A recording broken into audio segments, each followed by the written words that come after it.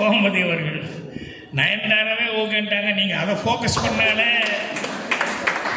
உங்களுக்கு ஈஸியாக வந்து அவங்கள எப்படி ஃபோக்கஸ் பண்ணுறதுன்னு பண்ணாலே உங்களுக்கு ஈஸியாக வந்து சீக்கிரமாக பாப்புலர் ஆகிடும். ஆனால் எப்படியோ கரெக்டான ஒரு நாள் பிடிச்சிருக்கீங்க. இப்போ படம் எடுக்க சொல்லி வேறு ஒரு அப்ளிகேஷன் போட்டீங்க. ரவி ஷார்ட் ஃபிலிம் எடுத்து கொடுக்குறேன்னு சொல்லி ஒத்துக்கிட்டாங்க. நானும் கொஞ்சம் கேட்டு வச்சுட்டேன் அந்த நேப்கின் விவகாரம் சிவா கிட்ட. ஏன் நான் நேப்கின்னா கட்சி கூட கொஞ்சம் பெருசாக இருக்குது. அப்பப்போ நான் நேப்கின்னு அடிக்கடி வீட்டில் எடுப்பினேன். நேப்கின் கொடுன்னு வாங்குவேன். என்ன இவங்க எதோ புதுசாக எதுவும் லேடிஸ் நேப்கின் இல்லை சார் அது வேறு அப்படின்னா. அப்படியா அதுக்கு அப்படி பேர் சொல்லுவாங்கடா அப்படின்னு சொல்லி நிறைய விஷயம் பாக்கியராஜன்னு எல்லாமே தெரிஞ்சிருக்குங்கிறது இல்லை. முறுக்கா தெரிஞ்சது அது வேற, அதுக்காக எல்லாமே தெரிஞ்சிருக்கணுங்கிறது இல்லை. ஸோ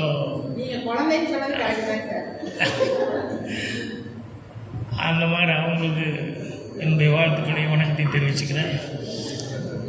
அதுக்கப்புறம் ஜீவாரவி இவ்வளவு சிரமப்பட்டு, ஆனால் நம்ம கோபிக்கு ஒரு மரியாதை வரணும் அப்படின்னு சொல்லிட்டு சும்மா நம்ம ஏதோ நடித்தோம் போனோம் அப்படிங்கிற மாதிரி இல்லாமல் பிறந்த ஊருக்கு ஒரு பெருமை அப்படிங்கிறத வந்து எப்படியாவது கொண்டு வரணும். அதுவும் தாத்தாவுடைய பெருமையை காப்பாற்றுற அளவுக்கு ஒன்று பண்ணணும் அப்படின்னு ஒரு வைராக்கியத்தோடு ஸ்டார்ட் பண்ணதுங்கிறது பெரிய சமாச்சாரம்.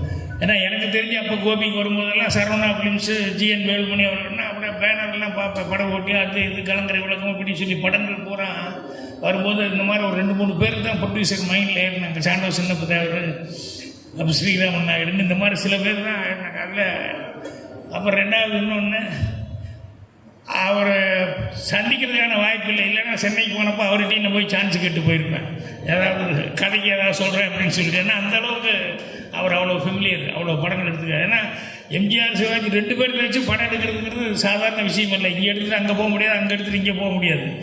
ஆனால் எவ்வளோ பேலன்ஸ்டாக இருந்தால் 2 பேருமே வந்து கால் ஷீட் கொடுத்து நடிச்சிருப்பாங்க.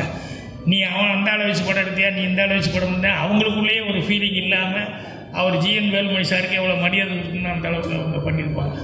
ஸோ அவருக்கு இந்த அளவுக்கு ஊர் பேரை காப்பாற்றணும் அப்படின்னு சொல்லி இது பண்ணுங்க.